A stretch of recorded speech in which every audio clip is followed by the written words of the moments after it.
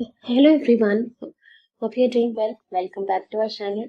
Today we are going to practice some idioms and phrases for upcoming examinations.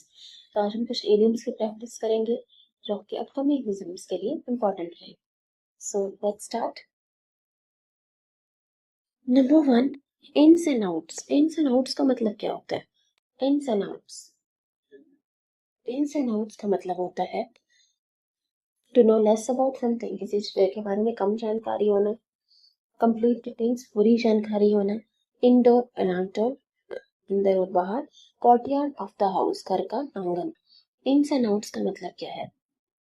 Ins and outs का मतलब होता है complete details.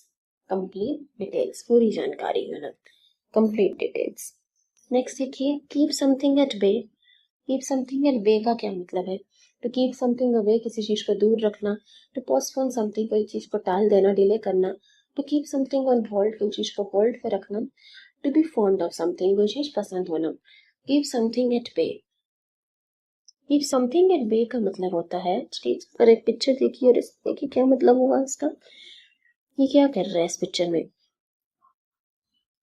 Disease को, stress को, negativity को, प्रॉब्लम्स को, बैड इन्फ्लुएंसेस को, बुरे विचारों को, सारी समस्याओं को, नेगेटिविटी, नकारात्मक विचार, इन सबको खुद से दूर रख रहा है, दूर रख रहा है. तो गिव समथिंग एट पे का मतलब होता है to prevent something from coming closer, to keep something away किसी चीज को खुद से दूर रखना, खुद से दूर करना. To keep something away, to keep something away. ठीक है, इस पिक्चर पर आप देखिए ये सारी प्रॉब्लम्स को खुद से दूर कर रहा है, बैड इन्फ्लुएंसेस, प्रॉब्लम, नेगेटिविटी को खुद से दूर कर रहा है. तो कीप समथिंग एट वे का मतलब हुआ टू कीप समथिंग अवे, खुद से दूर करना. In the nick of time का मतलब क्या होता है?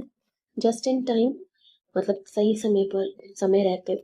फोर्सफुल लेबर मतलब श्रम करना. डिलेड एज एक्सपेक्टेड, जैसे हमने एक्सपेक्ट किया था वैसे ही डिले होना, देरी होना. अननेचुरल हैपनिंग्स, ऐसी चीजें होना जो नेचुरल नहीं है, प्राकृतिक नहीं है.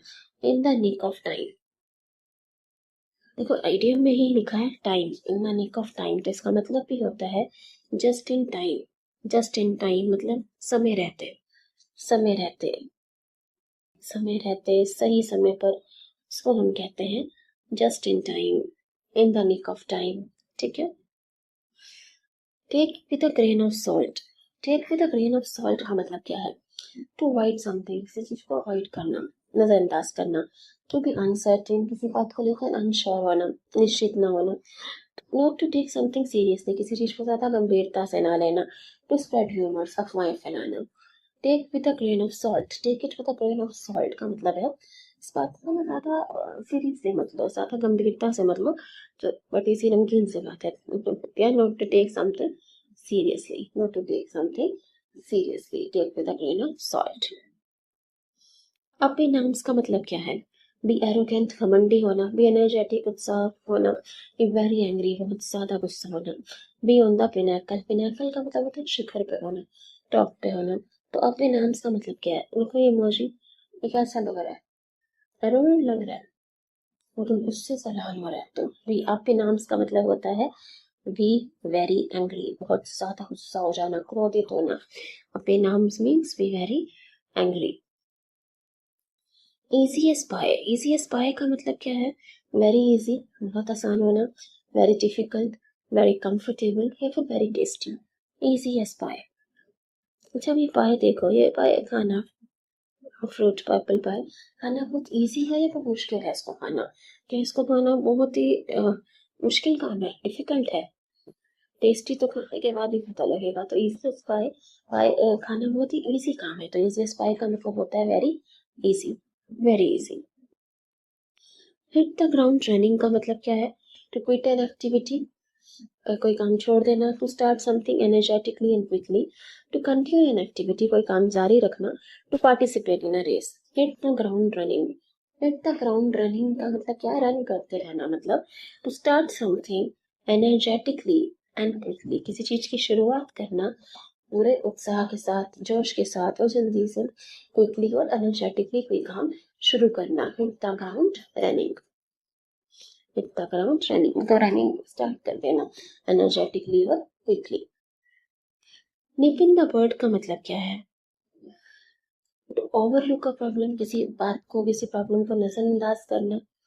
टू अंडर एस्टिमेट समथिंग, किसी चीज की वैल्यू कम असेस करना, अंडर एस्टिमेट करना।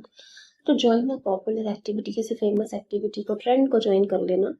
To deal with a problem at an early stage, किसी भी समस्या से निपटने में उसकी शुरुआत में ही। Nip in the bud, nip in the bud, देखो निप इन द बर्ड, देखो यहाँ पे एक ट्रिक है छोटी सी। निप इन द बर्ड मतलब निपट लेना, समस्या से इसकी शुरुआत में ही निपट लेना या कर लेना। निप इन द बर्ड मतलब deal with the problem at an early stage, किसी भी समस्या से निपट लेना। निप इन द बर्ड निपटने से याद रहेगा उसकी शुरुआत में ही। To deal with the problem at an early stage. देखो यहाँ पे एक पिक्चर से समझते हैं। Nip in the bud means to stop a problem or bad situation at an early stage before it becomes serious। तो कोई बात और ज़्यादा बिगड़ जाए, प्रॉब्लम और ज़्यादा वर्सन हो जाए, उससे पहले ही उसे डील कर लेना। जैसे यहाँ पे देखिए, यहाँ पे ये जो पौधा था, जो सीड था, उसमें कुछ प्रॉब्लम थी, तो उसने पहले ही वो सीड हटा दिया, उस पौधे को बड़ा नहीं होने दिया, तो प्रॉब्लम को शुरू में ही निपट लिया। ठीक है, nip in the bud, deal with the problem at an early stage. Don't nip in the bud, यहाँ पे क्या हुआ कि उसने, पौधा खराब था लेकिन उस सीड को उसने बड़ा होने दिया, उसको शुरुआत में उसने ठीक नहीं किया, डील नहीं किया, तो वो प्रॉब्लम बहुत बड़ी हो गई, सारा पौधा ही खराब हो गया, तो बिगर प्रॉब्लम हो गई, harder to fix, more trouble, the issue was ignored and became worse. Don't nip it in the bud. ठीक है, इसने निप इन द बर्ड किया, प्रॉब्लम को अर्ली स्टेज में डील कर दिया, उस पौधे में कुछ खराबी थी तो उस सीड को बड़ा ही नहीं होने दिया, तो प्रॉब्लम बड़ी नहीं हुई। यहाँ पे उसने प्रॉब्लम को इग्नोर किया, निप इन द बर्ड नहीं किया, शुरुआत में प्रॉब्लम से डील नहीं किया तो बहुत बड़ी हो गई, पूरा पौधा फैल गया। तो निप इन द बर्ड का मतलब होता है to deal with the problem at an early stage, निपट लेना जल्दी से प्रॉब्लम से। नेक्स्ट देखिए, queer the pitch.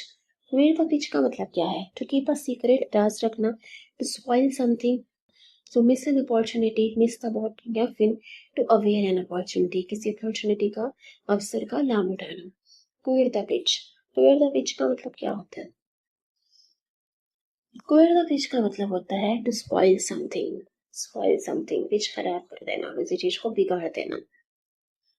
Bye leaps and bounds, very fast rapid progress, जल्दी जल्दी से प्रोग्रेस मिलना, ग्रोथ मिलना। वेरी स्लो, पजल्ड मतलब कंफ्यूज होना। कंसिडरिंग ऑल द फैक्ट्स, सभी बातों का ध्यान रखते हुए। By leaps and bounds, by leaps and bounds का मतलब होता है, देखो लीव होता है ना जंप, लीव का मतलब है जंप, तो लीव्स एंड बाउंड्स का मतलब हुआ जंप करते हुए, करते करते प्रोग्रेस मिलना। Very fast rapid progress, rapid progress, जल्दी जल्दी प्रोग्रेस मिल रही है, तरक्की उन्नति मिल रही है, very fast rapid progress. Rest and Lawrence का मतलब क्या है? टू कीप मेहनत करते रहना, टू बी डिससेटिस्फाइड असंतुष्ट होना, टू बी इग्नोरेंट मतलब किसी चीज के बारे में जानकारी न होना, नॉलेज न होना। To be complacent with the past achievements मतलब पास्ट में आपको जो अचीवमेंट्स मिली थी, जो सक्सेस मिली थी, उसको लेकर ही खुश होते रहना और आगे मेहनत ना करना। ठीक है, to be complacent with the past achievements, तो यही इसका आंसर है। रेस्ट ऑन लॉरेंस मतलब जो पास्ट में उसने अचीव किया था, जो उसको तरक्की मिली थी पास्ट में, उसको लेकर ही खुश होता रहता है और आगे मेहनत नहीं करना, तो उसे हम कहते हैं rest on laurels. To be complacent with the past achievements मतलब आपको जो पास्ट में अचीवमेंट मिली, जो सक्सेस मिली, उसको लेकर ही आप खुश हो और आपको लगता है आगे आपको मेहनत करने की जरूरत नहीं है, उसी पर रेस्ट करना। यहाँ पे देखिए इस एक पिक्चर में पास्ट सक्सेस, पास्ट में इसको जो फर्स्ट प्राइज मिला था उसको लेकर ये खुश है, आराम से रेस्ट कर रहा है। So he is complacent with the past achievements, तो ये है rest on laurels. Rest on laurels, जो फर्स्ट प्राइज पास्ट में मिला, जो सक्सेस पास्ट में मिली, उसको लेकर ही खुश होते रहना, संतुष्ट होना और सोचना कि भविष्य में कोई फ्यूचर में मेहनत करने की जरूरत ही नहीं है। So rest on laurels means to be complacent with the past achievements. Put something on ice का क्या मतलब है? टू टेक रिस्क, जोखिम उठाना, to avoid something, to postpone something, to start a conversation. Put something on ice, देखिए start a conversation के लिए medium use करते हैं break the ice. Break the ice कोई फॉर्मल कन्वर्सेशन शुरू करना, जैसे आप किसी स्ट्रेंजर से मिलते हो तो बात की शुरुआत करना, ठीक है, ऑकवर्डनेस को खत्म करके बात शुरू करना, उसे हम कहते हैं break the ice. Break the ice India होता है, तो पुट समथिंग ऑन आइस नहीं है। पोस्टपोन समथिंग, अवॉइड समथिंग या take risk. Put something on ice का मतलब है टू पोस्टपोन समथिंग, किसी चीज को डिले कर देना, टाल देना, मतलब जब तक बर्फ पिघलेगी नहीं तब तक वेट करना। मतलब आपने बात को पोस्टपोन कर दिया कि मैं तब इस बात के लिए मानूंगी जब ये बर्फ पिघल जाएगी, तो इस एक और तरह से बात को टालना हो गया, डिले करना हो गया। To postpone something, put something on ice, बर्फ पे बात डाल दी ना कि जब तक ये बर्फ नहीं पिघलती तब तक मैं तुम्हारी बात नहीं मान सकती। तो पोस्टपोन समथिंग का मतलब होता है पोस्टपोन करना something, to put something on ice, postpone something. Next देखिए, milk of human kindness. Milk of human kindness का मतलब क्या होता है? कंपैशन, दया भाव, ब्रेवरी, बहादुरी, लक, विक्ट्री मतलब जीत। मिल्क ऑफ ह्यूमन काइंडनेस का मतलब क्या है? देखो इडियम में लिखा है काइंडनेस, मैं ज्यादा सोचने की जरूरत है मैं नहीं। मिल्क ऑफ ह्यूमन काइंडनेस का मतलब है कंपैशन, दया। ठीक है, यहाँ पे देखिए जैसे एक और लेडी सबकी हेल्प कर रही है, बच्चे को ये मिल्क दे रही है, तो एक तरह से यहाँ पे दया दिखाई जा रही है, काइंडनेस दिखाई जा रही है। So milk of human kindness का मतलब होता है compassion, kindness, okay, generosity. All eyes and ears का मतलब क्या है? टू बी हेल्पफुल, किसी की मदद करना। टू बी रेस्टलेस, बेचैनी होना। अटेंटिव, ध्यान देना। टू बी मिस्टेकन, कोई गलत फहमी हो जाना। All eyes and years, all eyes and years मतलब अपने कान और अपनी आंखें खुली रखना, ध्यान से सुनना, ध्यान से देखना किसी बात को, मतलब अटेंटिव होना, अटेंटिव होना। ऑल आइस एंड ईयर्स, यहाँ पे देखिए टीचर पढ़ा रहे हैं और सारे स्टूडेंट्स अपने, उनकी सारी आंखें खुली हैं, कान खुली हैं, बहुत ध्यान से सब बच्चे बात सुन रहे हैं, वो ध्यान से देख रहे हैं। तो ऑल आइस एंड ईयर्स का मतलब है listening and watching very carefully, listening and watching very carefully, बहुत ध्यान देना। टू बी अटेंटिव, ठीक है, फोकस करना, अटेंटिव होना।